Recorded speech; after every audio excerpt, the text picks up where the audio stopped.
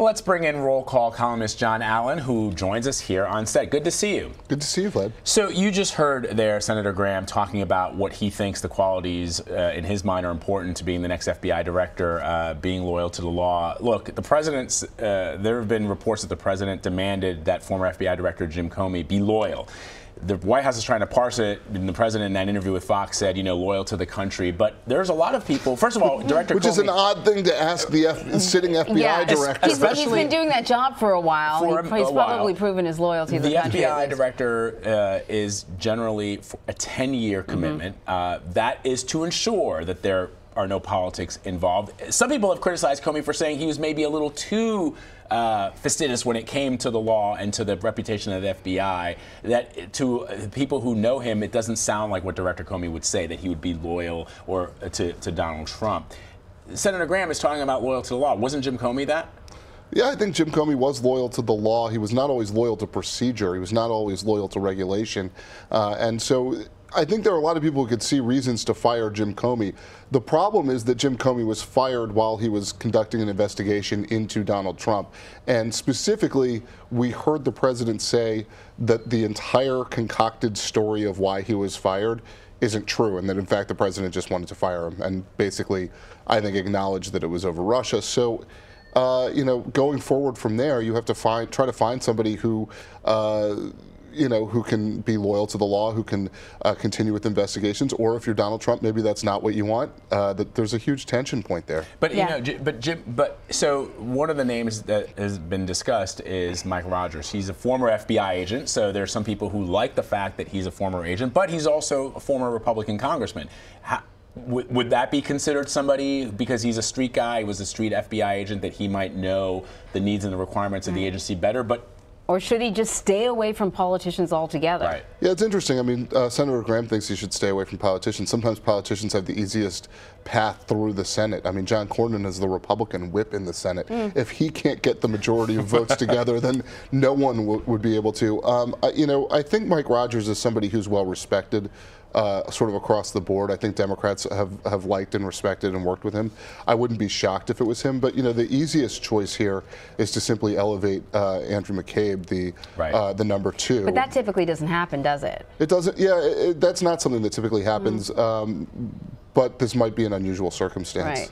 Right. Merrick Garland, that was a name that was another name that was tossed out, yeah. Right. Mitch McConnell, the Senate Majority Leader on another network, through one of his aides, said that he would be supportive of that. The 2 Utah senators said they wanted to see that. I think they're trying to get some cover for Orrin Hatch having recommended Merrick Garland for the Supreme Court and then backed out on him. I think it's unlikely that Merrick Garland would get that job. And of course, if you're Donald Trump, the last person on earth that you want is somebody who just got jammed by your party. Yeah, right. So just to add to the brouhaha over Comey being fired, we have this tweet from Donald Trump basically saying, well, you know, I'm sure Comey wants to, Comey better make sure there aren't any tapes recording anything, you know, before he leaks anymore. And then we are hearing from the New York Times that that if Comey does testify before Congress, he wants to do it in public, not behind closed doors. Where do you see this going? I don't know. I mean, it's hard to predict where Jim Comey's thought process is, right? Like, if he does something in private, maybe there's more that he can say, but he obviously doesn't want to do that. If he goes and testifies in public, I think he'll still be somewhat limited. So the question of tapes, the president tweets about tapes, and he puts the word tapes in quotation marks. Look, many presidents have recorded conversations. FDR did it. We've all laughed at listening to some of the tapes of LBJ and his very colorful language. We've got tapes of Kennedy. Richard Nixon. Missing tapes of Richard Nixon. Missing tapes of Richard Nixon. But in the last 20 or 30 years, most presidents have not recorded conversations. If the Congress subpoenas the tapes of President Trump, and he says, if there are tapes. If there are tapes. So my question was going to be, if he says, well, no, there aren't any, I was just saying that.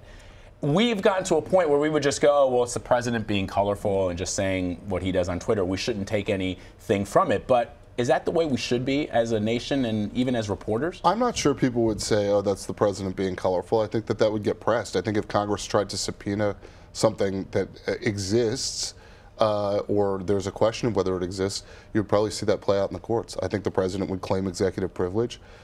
Which is what President Nixon did. And many, many years from now, we would find out.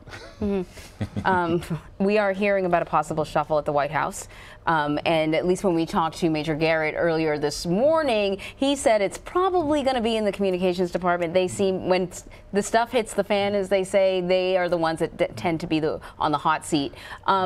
Is it time for a reset here? Certainly over the last week, we've seen juggling communications people. We didn't see Sean Spicer, but we saw a lot of other people speaking on behalf of the president and stepping all over each other. I mean, the biggest problem is the president in terms of a communication strategy or executing on legislative strategy. I mean, he's the one that's listing back and forth. He can't fire himself. The communication shop always gets blamed for not carrying out the communications well enough. Right. I would not be surprised to see a shakeup there. I wouldn't be surprised to see a shakeup really anywhere over the next several weeks. Although, I would encourage our viewers to do a little research on, because in this talk of Nixonian, President Nixon's press secretary, a guy named Ron Ziegler, the guy who first went up there in front of reporters and said this was a third-rate burglary and what are you guys all getting worked up over? And he stayed with Nixon pretty much until the very end. In fact, that famous shot of Nixon getting on Marine One, Ziegler was in the helicopter with him. It's just an interesting history of a man who didn't come from a background of journalism, who was as embattled as Sean Spicer has been